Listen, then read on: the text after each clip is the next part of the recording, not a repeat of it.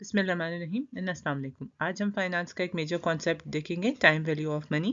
Time value of money एक ऐसा concept है जिसमें हमें ये बात आपको फाइनेंस में पता होती है या आप हमें कॉन्सेप्ट होता है कि अगर आपके पास आज कोई अमाउंट है या आज कोई पैसे मौजूद हैं तो वो ज़्यादा वर्थ रखते हैं एज़ कम्पेयर टू या इस चीज़ के निस्बत के वो आपके पास फ्यूचर में हों। फॉर एग्ज़ाम्पल, अगर आज मेरे पास 5,000 रुपये है या मेरे पास 10,000 रुपये है, उन पैसों की जितनी वर्थ आज होगी उतनी worth after 5 years, after 3 years उतनी वर्थ इसकी नहीं हो सकती है। क्यों? क्योंकि आपके पास बहुत सारे फैक्टर्स होते हैं जो आपकी मनी को डी वैल्यू कर देते हैं। यानी जो इसका बेसिक कॉन्सेप्ट है वो ये कि आपके पास टुडे अगर कोई मनी आज के दौर में हो वो ज़्यादा बेटर है या ज़्यादा वैल्यूएबल है as compare to later years में या लेटर टाइम पीरियड में। हम इसको अगर किसी भी एक अकाउंट इंटरेस्ट बेरिंग में या किसी भी प्रॉफिट अकाउंट में डिपॉजिट करवा देंगे तो हमें ज़्यादा बेटर अपॉर्चुनिटीज़ मिल सकती हैं कि ज़्यादा बेटर परफॉर्मेंस मिल सकती है। फॉर एग्जांपल, हम यहाँ देख सकते हैं कि अगर हमें किसी प्रॉफिट अर्निंग अकाउंट में हम डिपॉजिट करा रहे हैं या इंटरेस्ट बेरिंग अकाउंट में डिपॉजिट कराते हैं तो ईयर 1 में हमें कुछ अमाउंट मिल रही है, ईयर 2 में मिल रही है, ईयर 3 में मिल रही है और इसी तरह ईयर 4 में हमारी वो अमाउंट ज़्यादा हो जाएगी एज़ कम्पेयर टू कि हम उस मनी को आइडल अपने पास रखें और उसकी वो लूज़ हो जाए। इसी तरह से हम ये कॉन्सेप्ट है कि रीज़न ये क्यों होता है मनी हमारे पास रखे रहे तो डी वैल्यू हो जाती है। अगर हमने बहुत सारा कॉन्सेप्ट सुना होगा कि मनी डी वैल्यू हो गई है, उसकी reason different sort of risk हो सकते हैं। इन्फ्लेशन का इफेक्ट आ सकता है, ऐसी अपॉर्चुनिटीज़ हमें अवेलेबल नहीं है जिसमें हम इन्वेस्टमेंट कर रहे हों, या इसके अगर आपके ऑपोजिट साइड से देखना चाहें कि अगर आप रिस्क है आपके पास तो आप उसे अच्छे तरीके से किसी इन्वेस्टमेंट में करें। इन्फ्लेशन का इंक्रीज़ आ रहा है तो आप उसकी ऐसी अपॉर्चुनिटीज़ में इन्वेस्ट करें कि ज़्यादा बेटर रिटर्न मिल सके, इन्वेस्टमेंट में बेटर इन्वेस्टमेंट अपॉर्चुनिटीज़ में इन्वेस्ट करें। सो हम इस डी वैल्यू होने से अपनी मनी को बचा सकते हैं। आपके पास इसमें जो हमारे पास टाइम वैल्यू का बेसिक कॉन्सेप्ट है उसमें एक सिंगल पीरियड सिनेरियो होता है, यानी हमें लम सम एक अमाउंट मिल जाती है जिसमें हम ये कह सकते हैं कि हमारे पास इंटरेस्ट अर्न कर सकते हैं। प्रिंसिपल अमाउंट हमारे पास होती है मौजूद। फॉर एग्जांपल वो 1000 है, उसमें इंटरेस्ट रेट हमारे पास कहा गया है 4% है एंड हमने एक साल के लिए उसे मल्टीप्लाई करके देख लिया तो हमारे पास 40% इंटरेस्ट आया। मीन्स कि अगर मेरे पास आज 1000 रुपीज़ होंगे तो मैं इससे बहुत ईजीली अपने फ्यूचर में एक साल के बाद उसको 140 अमाउंट बना सकती हूँ। वो किस तरह से कि मैंने उसमें से अपना इंटरेस्ट प्रॉफिट अर्न करने का फॉर्मूला आइडेंटिफाई किया। वो फॉर्मूला हमारे पास होता है कि हम प्रिंसिपल अमाउंट को जो इंटरेस्ट रेट गिवन होता है 4% उससे हमने मल्टीप्लाई किया है एंड देन हम जिस टाइम ड्यूरेशन के लिए देखना चाहते हैं उससे हम उस टाइम पीरियड को मल्टीप्लाई करने से हमारे पास इंटरेस्ट की अमाउंट आ जाती है। प्लस अगर हमें ये देखना है कि हमें टोटल कितनी अमाउंट मिल रही है तो उसको हम ऐड अप कर लेंगे अपनी प्रिंसिपल अमाउंट में जो 1000 थी प्लस हमने इसमें 40 अमाउंट ऐड कर ली तो वो 140 हमारे पास आ जाता है। ये बिल्कुल एक बेसिक कॉन्सेप्ट है जिसे आप इन इजी वर्ड्स कह सकते हैं कि ये आइडेंटिफिकेशन या कैलकुलेशन ऑफ फ्यूचर वैल्यू भी है। हमारे पास basically time value of money के दो मेजर कॉन्सेप्ट्स होते हैं जिसमें हम देख रहे हैं कि एक हमारे पास कंपाउंडिंग होता है जिसे हम फ्यूचर वैल्यू कहते हैं और दूसरा डिस्काउंटिंग होता है जो प्रेजेंट वैल्यू कहलाता है। पहले हम फ्यूचर वैल्यू देख रहे हैं जिसे हम टर्मिनल वैल्यू या फाइनल वैल्यू कहते हैं, जिसको हमने कंपाउंडिंग का कॉन्सेप्ट देखा है। इसमें हम ये देख रहे होते हैं कि अगर आज मेरे पास कोई अमाउंट मौजूद है, कोई प्रिंसिपल अमाउंट मौजूद है या कोई प्रेजेंट वैल्यू की है, उसे मैं आफ्टर सम टाइम फ्यूचर में वो कितनी हो जाएगी उसे मैं इजीली कैलकुलेट कर सकती हूँ या मैं उसको इजीली कंपाउंड कर सकती हूँ उस एक स्पेसिफिक टाइम पीरियड के लिए कि मैं देखूँ कि आफ्टर इस इन्वेस्टमेंट अपॉर्चुनिटी में इन्वेस्ट करने के बाद मेरे पास कितनी अमाउंट आएगी। तो उसका हमारे पास बेसिक फॉर्मूला ये होता है जिसे हम कहते हैं कि future value equals to present value multiply by 1 plus interest earn या interest rate raise to the power n, यानी जितना टाइम ड्यूरेशन में हमें कैलकुलेट करना है।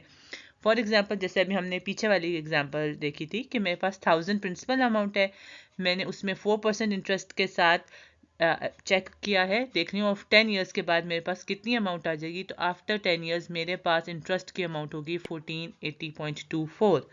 यानी हम सिंपली इसको इस तरह लिख सकते हैं कि आप अगर देखें कि मेरे पास अगर फ्यूचर वैल्यू है फाइंड आउट करनी है जिसका फॉर्मूला उसमें मैंने f v means future value है, पी वी मीन्स हमारे पास प्रेजेंट वैल्यू या प्रिंसिपल अमाउंट है, इंटरेस्ट रेट आई है, इसको इंटरेस्ट रेट आर से भी लिख सकते हैं, आई से भी लिख सकते हैं एंड प्रेजेंट वैल्यू को हम पी वी से लिखते हैं। समटाइम्स इसको आप हो सकता है प्रेजेंट वैल्यू अमाउंट कोई और भी नोटिफिकेशन हो, लेकिन यहाँ पर आप के लिए हमने PV को यूज़ किया है। एंड लास्टली N जो हमारे पास है ये नंबर ऑफ ईयर्स को शो करता है जिस टाइम ड्यूरेशन के लिए देखना है। अभी जो हमने ये फॉर्मूला लिखा है इस फॉर्मूले से हम इजीली किसी भी साल का आइडेंटिफाई कर सकते हैं इंस्टेड के मैं 1 by 1 year by year calculate करूँ। जिस तरह कि हम यहाँ से देख सकते हैं हमने इसको 3 इयर्स के लिए भी कैलकुलेट किया है, 10 इयर्स के लिए भी कैलकुलेट किया है और 5 इयर्स के लिए भी कैलकुलेट किया है। उसके लिए कैलकुलेट करने के लिए मैंने सिंपली किया ये है कि हर दफ़ा उस फार्मूले में से जो मेरे पास फार्मूला है इसमें मैंने ये अपनी प्रिंसिपल अमाउंट लिखी है जो ये मेरे पास आ रही है PV, ये मेरे पास interest rate plus 1 plus interest rate है। यहाँ पर इंटरेस्ट रेट हमारे पास हमने 4% यूज़ किया हुआ है जिसको आप बहुत आसानी से कह सकते हैं कि ये आपके पास 4% के लिए हमने कहा है 4 डिवाइडेड बाय 100, तो यह आपके पास आ जाता है 0.04। सो इसको जब हम अपने इस फॉर्मूले में ऐड करेंगे तो ये हमारे पास ऐड होके आ जाएगा यहाँ पर 1 प्लस 0.04, तो ये मेरे पास आ जाएगा इक्वल्स टू 1.04। सो यही अमाउंट हमने यहाँ पर डायरेक्टली इस फॉर्मूले में यहाँ से हमने जब 4% ऐड किया है इधर से इसी का 4% हमने ऐड अप करने के बाद यहाँ पर डायरेक्ट अमाउंट लिख दी है। And raise to the power 3 years के लिए देख रही हूँ तो मैंने 3 के साथ किया, देन मैंने 10 इयर्स के लिए देखा एंड मैंने 50 इयर्स के लिए देखा, तो मैंने ग्रेजुअली इसको आइडेंटिफाई कर लिया है। आपके पास इस फॉर्मूले से आपके पास बहुत टाइम सेव हो जाता है एंड आप इजीली इसे आइडेंटिफाई भी कर सकते हैं। और ये मोर और लेस बिल्कुल सेम होता है हमारे पास कंपाउंड इंटरेस्ट का जो अमाउंट है जिसमें हम ये देखते हैं कि आपके पास 1 साल की वैल्यू में एड अप इंटरेस्ट होता है और वो प्रिंसिपल अमाउंट बन जाता है after adding the interest amount, और फिर उस इंटरेस्ट की अमाउंट पर या फाइनल प्रिंसिपल अमाउंट पर इंटरेस्ट लगता जाता है, उसे हम आपके पास कंपाउंड इंटरेस्ट कहते हैं। तो उसको आप इजीली इससे फार्मूले से भी फाइंड आउट कर सकते हैं। ये बिल्कुल वही फार्मूला है जो भी हमने पिछली स्लाइड पे देखा है फ्यूचर वैल्यू फाइंड आउट करने का। किस तरह से अब हम इसको हम यहाँ पर देख रहे हैं कि कंपैरिजन ऑफ हम सिंपल एंड कंपाउंड इंटरेस्ट को देख रहे हैं। ये हमारे पास सिंपल इंटरेस्ट का कॉलम है और ये हमारे पास कंपाउंड इंटरेस्ट का कॉलम है। सिंपल इंटरेस्ट में हम अगर 1 साल के लिए देखना चाहें तो हम उस पर अपनी प्रिंसिपल अमाउंट जो हमें गिवन है यानी आज जो मेरे पास मनी है जिस पे मैं इंटरेस्ट कैलकुलेट करना चाहती हूँ कि आफ्टर ईयर मेरे पास कितना आ जाएगा, और अगर मेरे पास इंटरेस्ट रेट 5% है तो उसके अकॉर्डिंगली यानी 1 साल के बाद मेरे पास अगर 1000 रुपीज़ है तो उस पर मुझे 50% इंटरेस्ट मिलेगा। अगर मैं नेक्स्ट ईयर के लिए देखना चाहूँगी तो मुझे इसमें के लिए नेक्स्ट ईयर में हर साल मुझे सिंपल इंटरेस्ट में हर साल मुझे 50 अमाउंट ही मिल रही होगी। और अगर मैंने देखना है कि मुझे आफ्टर 3 इयर्स या आफ्टर 2 इयर्स कितना मिल रहा होगा यानी मैंने 3 सालों का देखना है, तो मैं उसके लिए वन ऑप्शन इज़ दैट कि मैं हर दफ़ा हर 1 साल का निकालूं और फिर मैं उसको जितने रिक्वायर्ड ईयर्स हैं उनमें ऐड अप करूं तो मेरे पास आ जाएगा। यानी मैंने 3 साल का देखना है तो मैंने एक साल का निकाला है, यानी मैंने पहले ईयर का 50, देन सिमिलरली मैंने अपने ईयर 2 के सिंगल ईयर के लिए किया, ईयर 3 के लिए मैंने सिंगल ईयर के लिए किया है, तो मेरे पास एवरी ईयर 50-50 अमाउंट आ गई है जिसे मैं ऐड अप करूँगी तो 150 आएगा, which is very much time consuming यानी इसमें मेरा बहुत सारा टाइम लग सकता है। सो सिंपली मैंने ज़्यादा ईजी वे में किसको मैं कैलकुलेट कर सकती हूँ कि मैंने अपनी प्रिंसिपल अमाउंट पर जो मेरे पास मौजूद है उसमें मैं इंटरेस्ट रेट मल्टीप्लाई करूँ जो 5% है and plus number of years जो मेरे पास गिवन है यानी 3 इयर्स का मैंने देखना हो तो उसको मैं एन करूँ। सो हमारे पास जनरल फार्मूला बन सकता है principal amount multiply by interest rate multiply by number of years या टाइम पीरियड। सो उसके लिए डायरेक्टली मेरे पास 150 आ जाएगा कि मेरे पास आफ्टर 3 इयर्स टोटल कितना इंटरेस्ट आएगा। इसी तरह से मैं किसी भी ईयर का देख सकती हूँ। अगर मैंने 10 ईयर का देखना होगा तो मैं यहाँ 3 की जगह इंस्टेड ऑफ 10 मल्टीप्लाई करूँगी तो मेरे पास 10 ईयर का इंटरेस्ट रेट आ जाएगा कि आफ्टर 10 ईयर्स मेरे पास कितना इंटरेस्ट आएगा। कंपाउंड इंटरेस्ट हमारे पास आता है कि हम अगर अपनी फर्स्ट ईयर में जो हमारे पास प्रिंसिपल अमाउंट आएगी यानी इंटरेस्ट की अमाउंट तो मैंने सिंपली उसी तरह से कैलकुलेट कर ली, प्लस इसको मैंने ऐड अप कर लिया अपनी प्रिंसिपल अमाउंट में। सो मेरे टोटल अमाउंट मेरे पास पड़ गई 1050। अब इस 1050 पे मैं ईयर 2 के में दोबारा इंटरेस्ट के लिए करूँगी। सो मेरे पास ईयर 2 के एंड पे वो आंसर आ जाएगा 1102.5 रुपीज़। अब मैं ईयर 3 में ये वाली अमाउंट पर इंटरेस्ट चार्ज करेगा, मीन्स आपके पास कंपाउंड इंटरेस्ट में पीछे 1 साल का जो प्रॉफिट आ रहा होता है और प्लस प्रिंसिपल अमाउंट पे दोबारा इंटरेस्ट कैलकुलेट हो रहा होता है। इसके में आप आप इसको इस फॉर्मूले से लिख सकते हैं जो अभी हमने पिछली स्लाइड पर फ्यूचर वैल्यू का फॉर्मूला देखा था, उससे आप ज़्यादा इजीली कैलकुलेट कर सकते हैं। अगर मैं आप यहाँ पर देखें तो हम यहाँ पे इसको मैंने अपनी प्रिंसिपल अमाउंट को फॉर्मूला यूज़ करते हुए अपने 10th ईयर के लिए इजीली कैलकुलेट कर लिया है।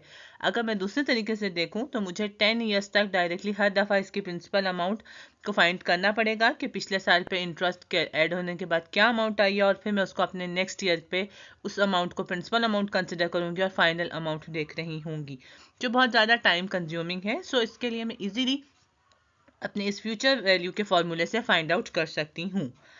हमारे पास आता है प्रेजेंट वैल्यू का कॉन्सेप्ट। प्रेजेंट वैल्यू हमारे पास, हम उस चीज़ को कहते हैं कि अगर आप, मुझे ये पता है कि फ्यूचर में मेरे पास कुछ अमाउंट मौजूद होगी तो आज, और इंटरेस्ट रेट मुझे पता है, तो आज मुझे कितनी अमाउंट को डिपॉजिट करना पड़ेगा जिस पर मैं वो प्रॉफिट हासिल कर सकती हूँ जो मुझे गिवन है। इस आप प्रेजेंट वैल्यू के कॉन्सेप्ट को हम डिस्काउंटिंग भी कहते हैं, जैसे हमने स्लाइड के शुरू में देखा था। और ये प्रोसेस कंपाउंडिंग का यानी फ्यूचर वैल्यू फाउंड करने के प्रोसेस के ऑपोजिट होता है।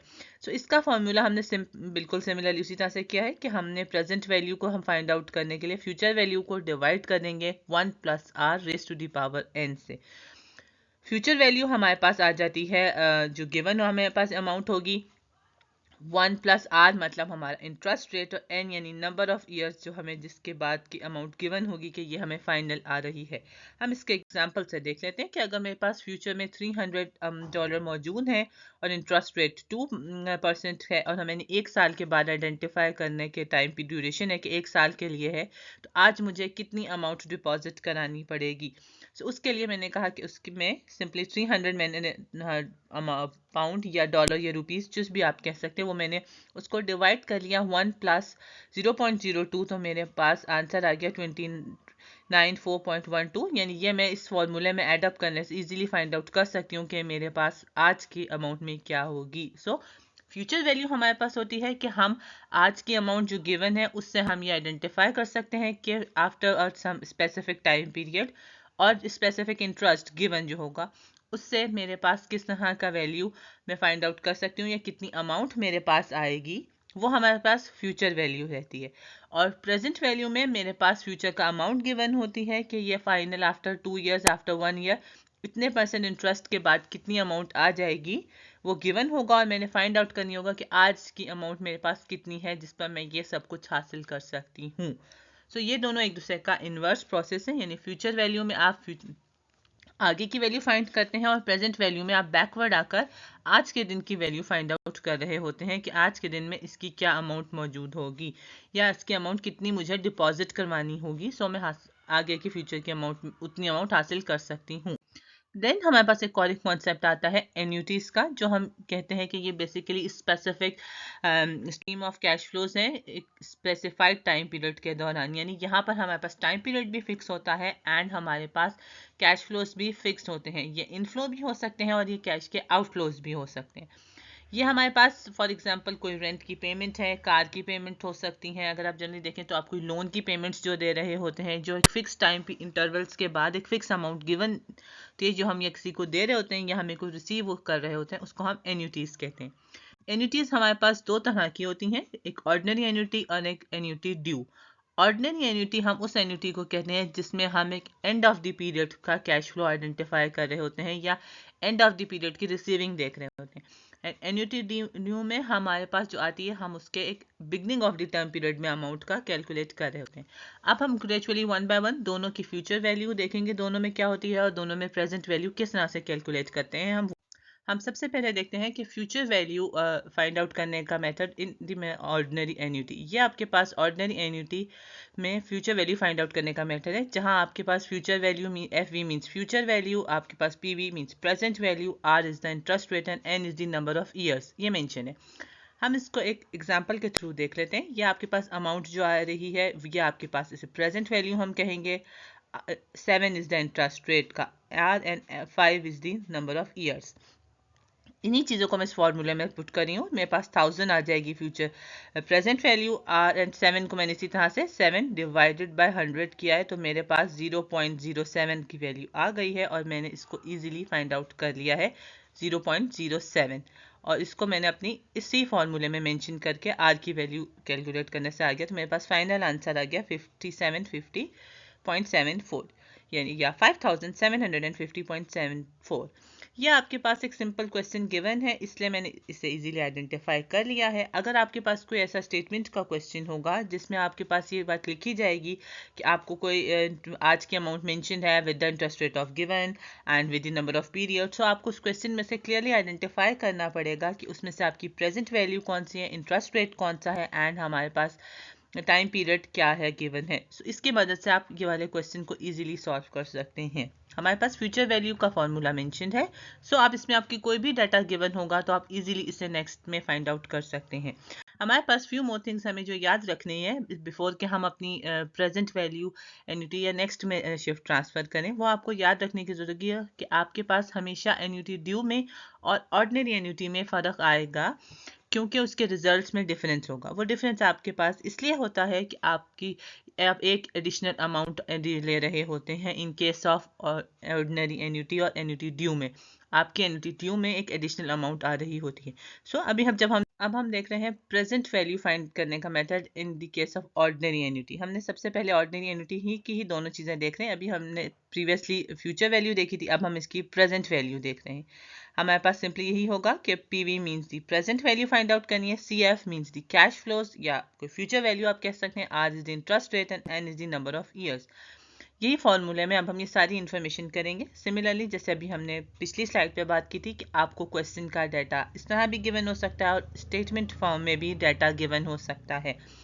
यहाँ पे हमारे पास कैश फ्लोज हैं, ये 700 हमारे पास कैश फ्लोज हैं, जिससे आप ये कह सकते हैं कि ये आप इसे इजीली देन हमारे पास R is interest rate and N is number of years. So मैंने यही इन्फॉर्मेशन अपनी यहाँ पर फिल इन की है और इसे by the help of calculator identify कर लिया। तो मेरे पास 3116 आ गया है और 0.75, जिससे हम अभी आगे जाके अपने नेक्स्ट ऑर्डिनरी में कंपेयर भी कर सकते हैं।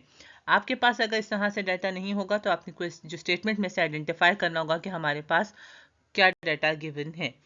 अगर हम ये देखें तो आपके पास अनदर मेथड है आपकी प्रेजेंट वैल्यू फाइंड आउट करने का, जिसको मैंने ये सिंपल अपनी प्रेजेंट वैल्यू के फॉर्मूले से आइडेंटिफाई कर रही हूँ। या आपको अगर प्रीवियस स्लाइड पे आप देखें या बैक जाके तो आपके पास प्रेजेंट वैल्यू फाइंड आउट करने का मेथड है CF divided by 1 + r raise to the power n, यानी future value 1 + r raise to the power n। इससे हम अपनी फाइंड आउट कर सकते हैं प्रेजेंट वैल्यू को।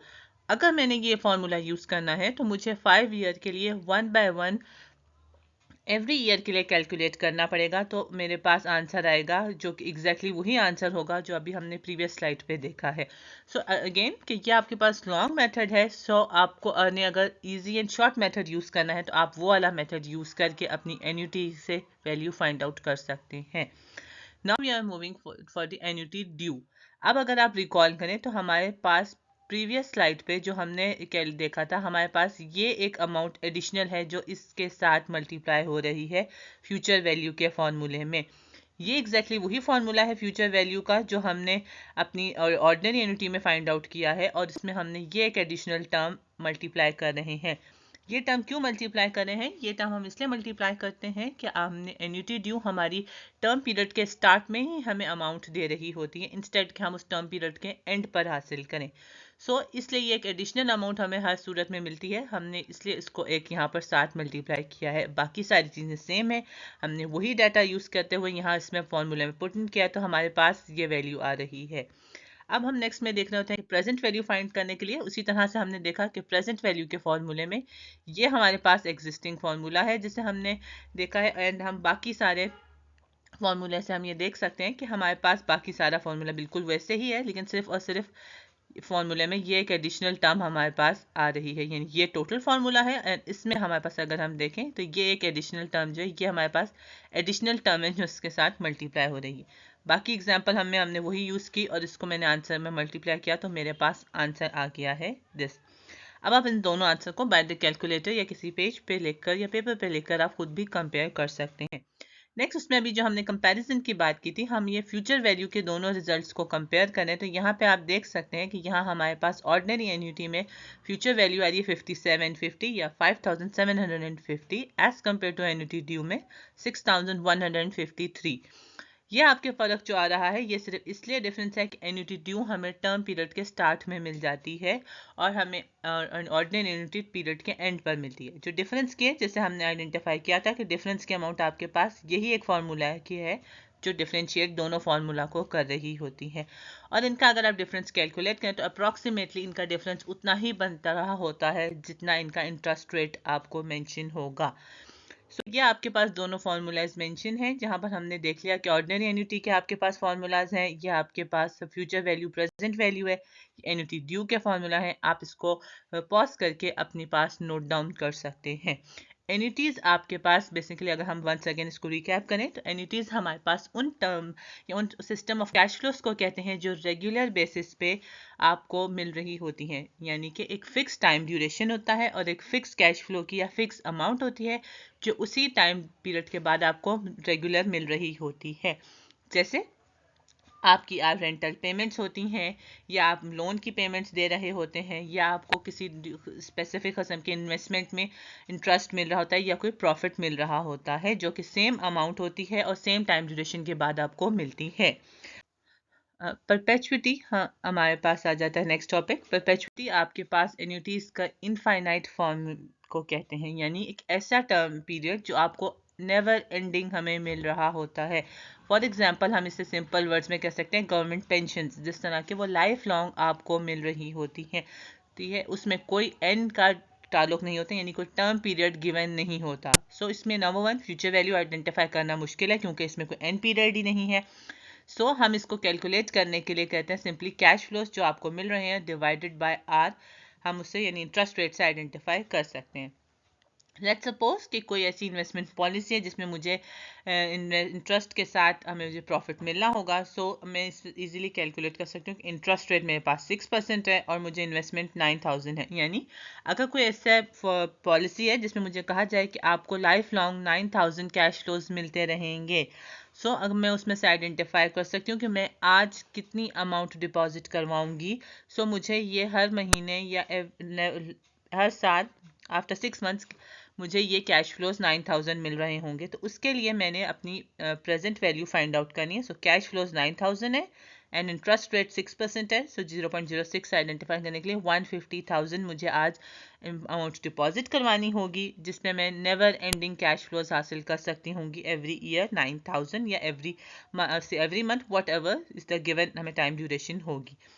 नेक्स्ट हमारे पास आ जाती है मिक्स्ड स्ट्रीम। मिक्स्ड स्ट्रीम आपके पास एक ऐसे सिस्टम है जिसमें आपके पास अनइवन कैश फ्लोज मिल रहे हैं, यानी हमें कैश फ्लोज कोई भी स्पेसिफिक नहीं होते हैं, ना ही हमारे पास कोई पैटर्न या टाइम ड्यूरेशन स्पेसिफिक होता है। सो इन सिंपल वर्ड्स आप ये कह सकते हैं कि आपके पास कोई भी फिक्स पैटर्न फॉलो नहीं कर रहा होता।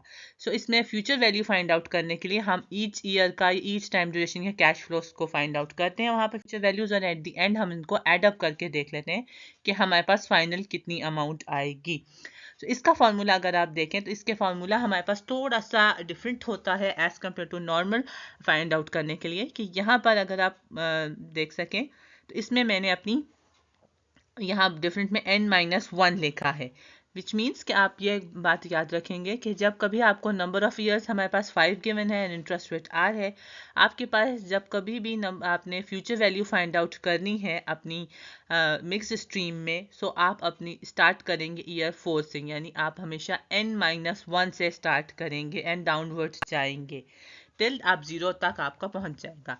जैसे हमने यहाँ पर देखा कि मैंने 5 इयर्स थे और मैंने जब स्टार्ट किया तो n-1 4 आया और मैंने 4 से then 3 raise to the power then 2 then 1 and then 0 होगा। फॉर्मूला उसी तरह से बाकी रिमेनिंग कि ये हमारे पास प्रेजेंट वैल्यू है जो गिवन 11 कैश फ्लो का 11,500।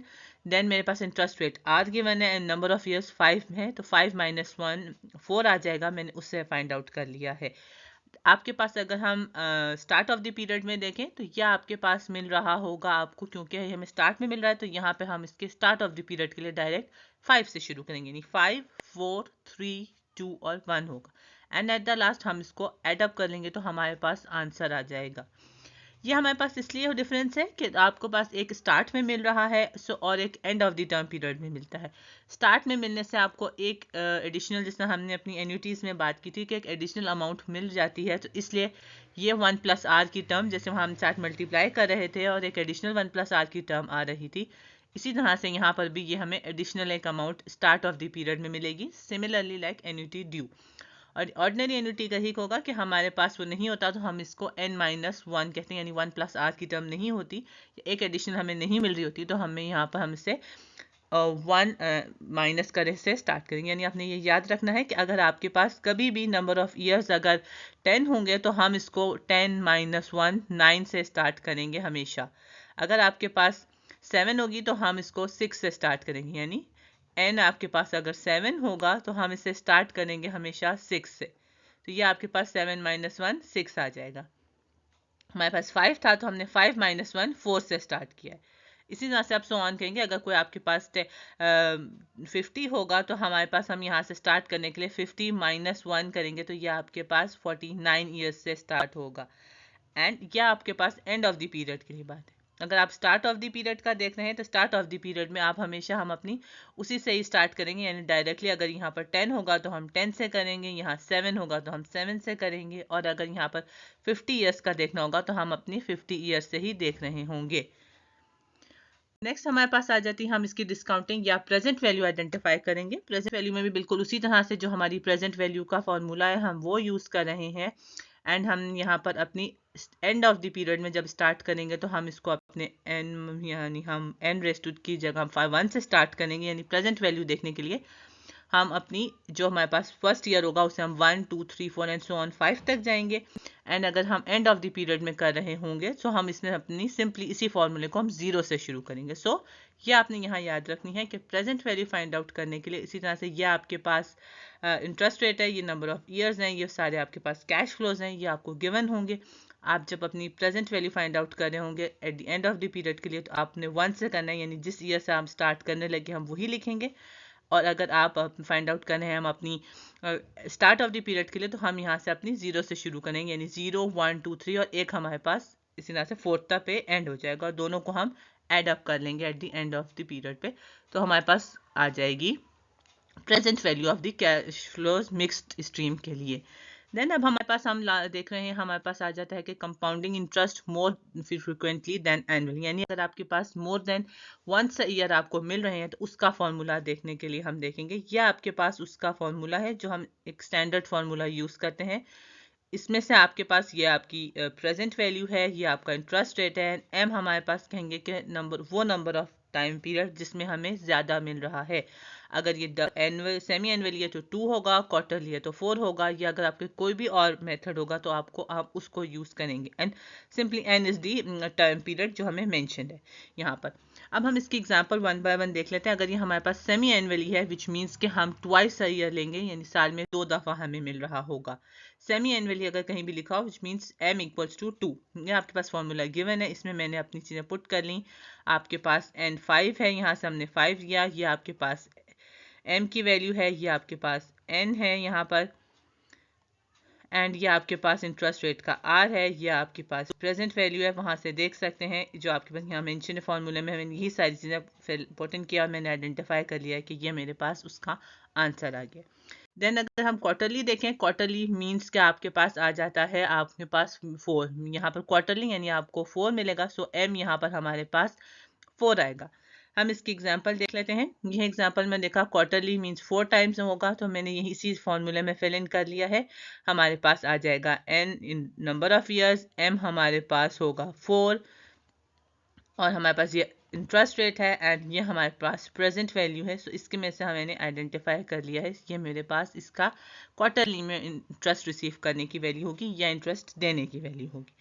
देन अगर आपके पास कोई ऐसा हो कि आपकी कंटिन्यूसली मिल रही है, यानी आपको बहुत ही लार्ज या बहुत फ्रीक्वेंटली मिल रही है और हमें उसका नंबर ऑफ m का नहीं आइडेंटिफाई कि हमें कितनी दफ़ा मिल रहा है इंटरेस्ट अमाउंट में, तो उसके लिए हम अपना ये वाला फॉर्मूला यूज़ कर सकते हैं। ई हमारे पास ई की वैल्यू फिक्स होती है कैलकुलेटर में, विच इज़ अप्रॉक्सीमेटली 2.718 समवॉट इस तरह से मौजूद होती है। सो आर हमारे पास इंटरेस्ट रेट है, एंड हमारे पास नंबर ऑफ ईयर्स है जिस टाइम ड्यूरेशन के लिए है, और हमने इस फॉर्मूले में फाइंड आउट कर लिया है, तो हमारे पास 19 260 आंसर आ रहा है। ये हम यहाँ पर हमने तीनों को कंपेयर कर लिया। आप देख सकते हैं कि ये हमारे पास बेसिक फार्मूला होगा जिससे हमने अपनी सेमी एनुअली या क्वार्टरली के लिए यूज़ करें। द डिफरेंस इज डैट कि हम सिर्फ m की वैल्यू सेमी एनुअली में 2 करेंगे और क्वार्टरली में यहाँ पर हम इसको 4 कर लिख रहे हैं। यहाँ पे आपके लिए जैसे यहाँ पर मैंने इजीली इस फॉर्मूले में आप यहाँ से ज़्यादा बेटर देख सकते हैं कि ये फॉर्मूले में आइडेंटिफाइड आपके पास फॉर्मूला है सेमी एनुअली का एंड क्वार्टरली का। आप देख सकते हैं ये जो सेकेंड रो में लिखा गया है, this one is the semi-annually formula and this is the quarterly formula। and यहाँ पर आपके पास जो मेंशन होगी ये आपके पास continuous compounding में का फॉर्मूला है जिससे आप कैलकुलेट करेंगे विद द हेल्प ऑफ ई। इन तीनों के आंसर अप्रॉक्सीमेटली सेम ही आ रहे होते हैं, लेकिन इनमें स्लाइटली से डिफरेंस होता है क्योंकि इनकी फ्रिक्वेंसी डिफरेंट मौजूद है। अब अगर हमारे पास फाइंड आउट करनी है कि हमने ये आइडेंटिफाई करना है कि हमें कितनी अमाउंट सम का कैश फ्लोज फाइंड आउट करने हैं और हमें कितनी अमाउंट डिपॉजिट करवानी पड़ेगी कि एक फ्यूचर सम के लिए फाइंड करने के लिए, हम उसका प्रोसेस देख रहे हैं। यानी हमें अपने कैश फ्लोज आइडेंटिफाई करने हैं। इसमें हमारे पास फ्यूचर वैल्यू हम गिवन होती है, हमारे पास बाकी अदर इन्फॉर्मेशन मौजूद होगी। यानी फॉर एग्जांपल मैंने कोई घर खरीदना है जिसकी मेरे पास आफ्टर द 5 years करनी है और मैंने उसकी डाउन पेमेंट या प्रेजेंट वैल्यू मैंने उसकी 30,000 दे दी है और मुझे ये आइडेंटिफाई करना है कि इसमें कैश फ्लोज में कितनी हर महीने की किस्त दूंगी with the interest rate of 6। Down payment मेरे पास 30,000 है एंड फॉर दी 5 years के लिए। यानी सिंपल वर्ड्स, जिस तरह के आप अपनी कार की लोन के लिए कर रहे होते हैं या किसी घर के लोन के लिए आप ये आइडेंटिफाई कर रहे होते हैं कि मुझे हर महीना कितनी किस्त देनी पड़ेगी अगर मैंने पास उसकी इतनी प्रेजेंट वैल्यू डिपॉजिट करवाई है, या अगर अभी मेरे पास इतनी अमाउंट है और इतना इंटरेस्ट रेट और मुझे आफ्टर स्पेसिफिक टाइम ड्यूरेशन के बाद क्या करने हैं। तो उसके लिए हमारे पास ये वाला फॉर्मूला हम यूज़ कर रहे होते हैं जिसमें हमने कहा है कि फ्यूचर वैल्यू से हम डिवाइड कर रहे होते हैं अपनी 1 + r⁻n-1 डिवाइडेड बाय r से हम उसमें फाइंड आउट कर रहे होते हैं कि हमें total number of cash flows हमें कितनी जनरेट होनी होगी उसके लिए। सो यहाँ पर इस केस में अगर मैंने 30,000 डिपॉजिट कराया 6% इंटरेस्ट के साथ 5 साल के लिए, तो मेरे पास आ जाता है 5321 यानी 5,321 अमाउंट मुझे एवरी टर्म पीरियड पे देनी होगी हर किस्त इसकी। नेक्स्ट हमारे पास जो लास्ट टॉपिक है वो हमारे पास एमोर्टाइजेशन ऑफ लोन है। यानी मैंने लोन की अगर किसी चीज़ का लोन लिया है तो उसकी किस्त किस तरह से मैं दे रही हूँ। सबसे पहले मुझे इसकी कैश फ्लो फाइंड आउट करना पड़ेगा इस प्रोसेस में। सो इसका प्रोसेस में कैश फ्लोज के लिए यानी इंटरेस्ट की कितनी अमाउंट क्या कैश फ्लो बन रही है वो मेरे पास आ रही है दिस, यानी प्रेजेंट वैल्यू को मैं इंटरेस्ट रेट से मल्टीप्लाई कर दूंगी एंड मेरे पास 1 - 1/1 + r⁻n आ जाएगी। यहाँ पर हमारे पास इंफॉर्मेशन में 6,000 हमारी प्रेजेंट वैल्यू है, हमारे पास 10% इंटरेस्ट रेट है and 10% interest rate and 4 years हमारे पास आ जाएगा नंबर ऑफ ईयर्स। इसे हम नेक्स्ट एक शेड्यूल पेमेंट किस तरह से बनाते हैं हम उसके थ्रू देखेंगे। यहाँ से हम अपनी सिंपली सिर्फ अपनी लोन की अमाउंट या इंटरेस्ट के कैश फ्लो को फाइंड आउट करें। ये आपके पास स्कीम ऑफ पूरा शेड्यूल होता है या पूरी स्कीम होती है हम किस तरह से करते हैं, जिसमें हमारे पास पहला year end of the year period में हम अमाउंट जितनी दे रही होती हैं जितनी बन रही होती हैं हम उसको आइडेंटिफाई कर रहे होते हैं। और हम सबसे पहले बिगनिंग ऑफ ईयर में कितनी अमाउंट दे रहे हैं हम उसको आइडेंटिफाई करते हैं। यानी यहाँ पर beginning of year principal amount जिसे हमने बीपी से डिनोट किया है बिगनिंग प्रिंसिपल अमाउंट, उसको हम आइडेंटिफाई कर रहे होते हैं। या आपके पास जितने एवरी ईयर विच मीन्स कि हम हर साल के शुरू में कितनी किस्त हमारे पास होती है हम वो देख रहे हैं।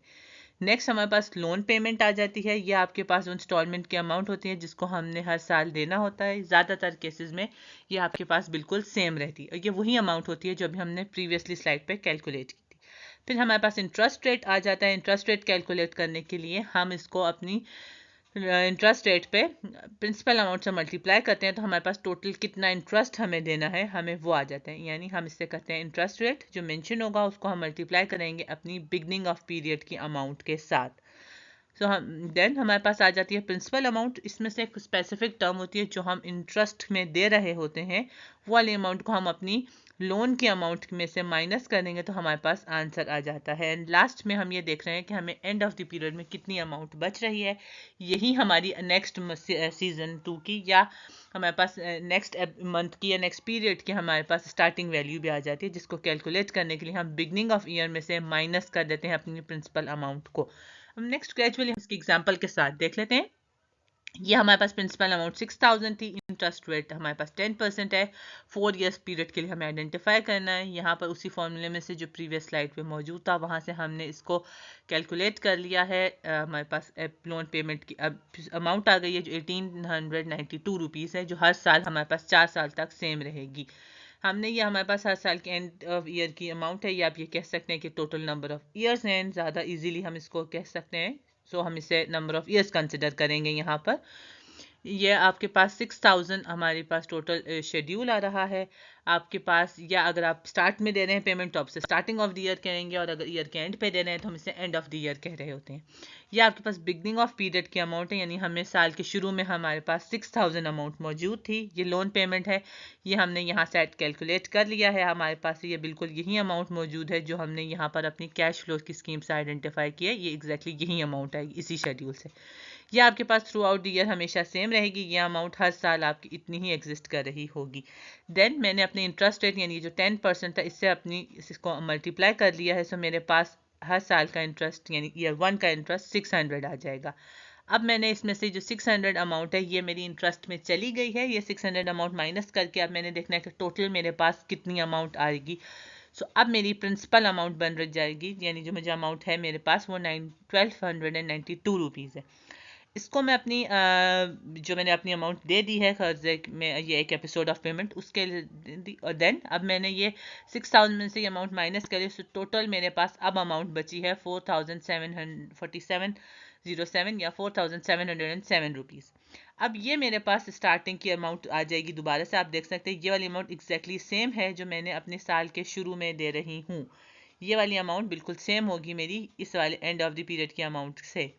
इसी तरह से इस पे मैंने अपनी वही प्रोसेस किया कि इस अमाउंट पे मैं इंटरेस्ट रेट अप्लाई करूंगी, ये मेरी इंटरेस्ट की अमाउंट चली जाएगी। मैंने अपनी एलपी में से यानी मैं 4707.18 में से ये अमाउंट माइनस कर दूंगी, तो ये मेरे पास आ जाएगी कि ये लोन की अमाउंट 470 को माइनस करने से मेरे पास आंसर आ जाता है 1422। सो ये मैंने अपनी किस्त दे दी है लोन में, एंड देन मेरे पास ये माइनस करने से अब की दफ़ा ईयर 3 में ये आ जाएगी। ईयर 3 की स्टार्टिंग की अमाउंट मौजूद है, सेम प्रोसेस मैंने अप्लाई किया, और एट द एंड ईयर 4 में मेरे पास अमाउंट आ जाएगी 1720। ये मैंने अमाउंट दे दी है। सो एग्जैक्टली मेरे पास सारे एपिसोड ऑफ लोन पेमेंट अदा हो जाएगी, ये फुली फ्लैज, और मेरा अमाउंटाइजेशन ऑफ लोन स्कीम कंप्लीट हो जाएगी। इसी तरह से हम अपनी किसी भी स्कीम के लिए आप कैलकुलेट कर सकते हैं, यानी आप अपने अप्रॉक्सीमेटली अगर आपके पास प्रिंसिपल अमाउंट है या आपके पास मेन इन्वेस्टमेंट की अमाउंट है और आपके पास इंटरेस्ट रेट है and year number of years मौजूद हैं, so आप ये देख सकते हैं कि हमने टोटल कितनी अमाउंट की ईच किस्त देने और कितने सालों के बाद हमारे पास ये शेड्यूल कंप्लीट हो रहा होगा। इससे हम इजीली कैलकुलेट कर सकते हैं। जो क्वेश्चंस आपको होंगे उसमें आपको इसी तरह से डेटा गिवन होगा और हमने उसका ये शेड्यूल कैलकुलेट करना होगा। So thank you, I hope कि आपको समझ में आया होगा। अगर क्यूरी है तो आप नीचे कमेंट में पूछ सकते हैं। प्लीज़ चैनल को शेयर कीजिएगा एंड सब्सक्राइब कीजिएगा। थैंक यू, अल्लाह हाफिज़।